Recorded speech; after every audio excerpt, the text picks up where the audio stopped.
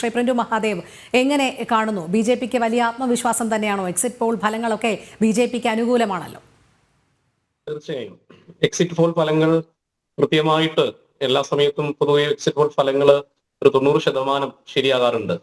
B J പിയെ സംബന്ധിച്ചിടത്തോളം 27 വർഷത്തിന് ശേഷം രാജ്യ തലസ്ഥാനം ബി ജെ പി പിടിച്ചെടുക്കുമെന്നുള്ളത് തന്നെയാണ് ഞങ്ങളുടെ ആത്മവിശ്വാസം.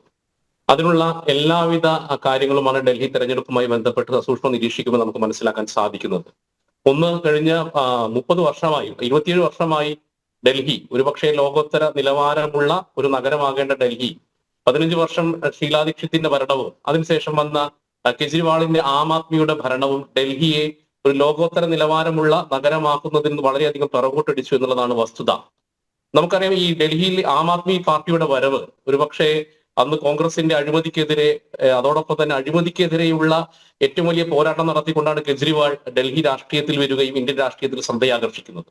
എന്നാൽ പിന്നീട് നമ്മൾ കാണുന്നത് ആം ആദ്മി പാർട്ടിയുടെ നയവ്യതിയാനവും അതോടൊപ്പം തന്നെ അഴിമതിക്കെതിരെ അടനയിച്ചു കൊണ്ടുവന്ന അരവിന്ദ് കെജ്രിവാൾ അഴിമതി കേസിൽ ജയിലിൽ പോകുന്ന വലിയൊരു ദുരന്ത കാഴ്ച നമുക്ക് കാണേണ്ടി വന്നു.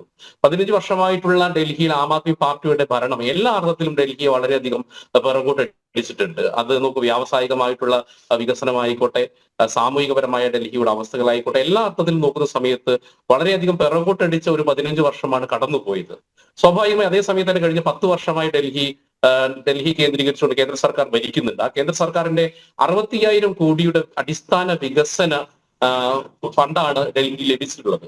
അതുകൊണ്ട് തന്നെ കേന്ദ്ര സർക്കാരിന്റെ വികസന നയങ്ങൾക്ക് ഡൽഹി ജനത വോട്ട് ചെയ്യുമെന്ന് തന്നെയാണ് ഞങ്ങളുടെ ആത്മവിശ്വാസം. അതോടൊപ്പം തന്നെ ആം ആദ്മി പാർട്ടിയും അരവിന്ദ് കെജ്രിവാൾ എത്തിച്ചേർന്നിട്ട് വലിയൊരു ദുരവസ്ഥയുണ്ട്.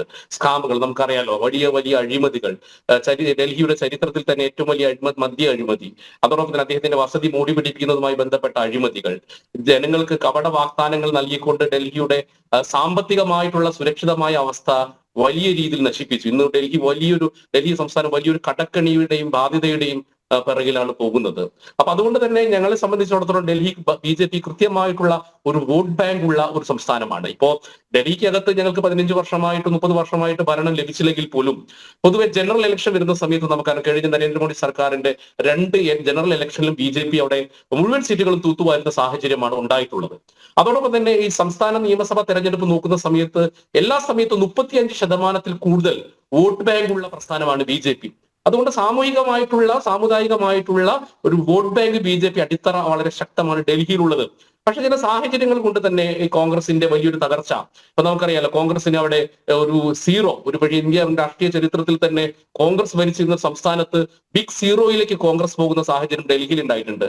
ആ കോൺഗ്രസിന്റെ തകർച്ച കൂടി അവിടെ ബി ജെ പിക്ക് ചെറിയ രീതിയിൽ സീറ്റുകൾ നേടുന്നതിൽ നിയമസഭാ തെരഞ്ഞെടുപ്പിലൊക്കെ തന്നെ വലിയ പ്രശ്നങ്ങൾ സൃഷ്ടിച്ചിട്ടുണ്ട്. ഇപ്പൊ നമുക്കറിയാം, ഡൽഹിയിലെ 2015 തെരഞ്ഞെടുപ്പിൽ ബി ജെ പിക്ക് 3 സീറ്റാണ് ലഭിച്ചത്. പക്ഷെ അതേസമയത്ത് തന്നെ ആ 3 സീറ്റ് കിട്ടുമ്പോഴും ബി ജെ പിയുടെ വോട്ട് ബാങ്ക് എന്ന് പറയുന്നത് 32.67% വോട്ട് ബാങ്ക് ഉണ്ട്. അതേസമയത്ത് കോൺഗ്രസിന് 37% വോട്ട് ബാങ്കുള്ള കോൺഗ്രസ് 5.6% കൂപ്പുകുത്തുന്നു.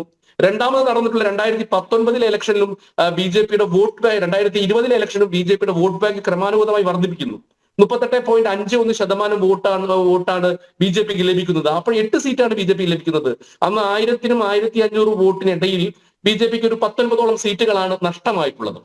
അപ്പൊ അതുകൊണ്ട് തന്നെ ഡൽഹിയെ സംബന്ധിച്ചിടത്തോളം ബി ജെ പിയുടെ സംഘടനാ സംവിധാനം വളരെ ശക്തവും സാമുദായിക സമവാക്യങ്ങൾ എപ്പോഴും ബി ജെ പി അനുകൂലമായിട്ടുള്ള ഒരു സ്ഥലമാണ് ഡൽഹി.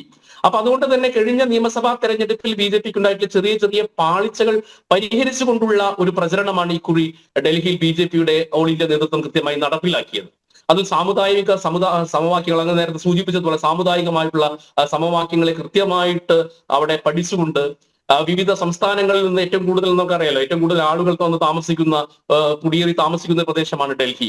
പ്രത്യേകിച്ച് ബംഗാളികളായിക്കോട്ടെ, പൂർവാഞ്ചലുകളായിക്കോട്ടെ, ജാട്ടുകളായിക്കോട്ടെ, അതോടൊപ്പം തന്നെ മറാത്തക്കാരായിക്കോട്ടെ, മലയാളികളായിക്കോട്ടെ, B J P all India നേതൃത്വം കൃത്യമായിട്ട് ഈ സംസ്ഥാനങ്ങളിൽ നിന്നുള്ള ഏറ്റവും കരുത്തുറ്റ സംസ്ഥാന കാര്യകർത്താക്കൾ അടക്കം ഡൽഹി കേന്ദ്രീകരിച്ചു കൊണ്ടുവന്ന് അവിടെ വളരെ സിസ്റ്റമാറ്റിക് ആയിട്ടുള്ള ഒരു സംഘടനാ പ്രവർത്തനമാണ് ബി ജെ പി കുറി ഇലക്ഷനുമായി ബന്ധപ്പെട്ട് ക്യാമ്പയിൻ നടത്തിയത്.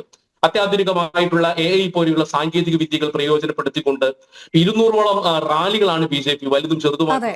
എന്തൊക്കെ കാര്യത്തിൽ ബി ജെ പിക്ക് ഊന്നൽ നൽകാനായി എന്നുള്ളത് നമുക്ക് രണ്ടാം ഘട്ടത്തിലേക്ക് വരാം. ശ്രീ പ്രിന്റു മഹാദേവ്.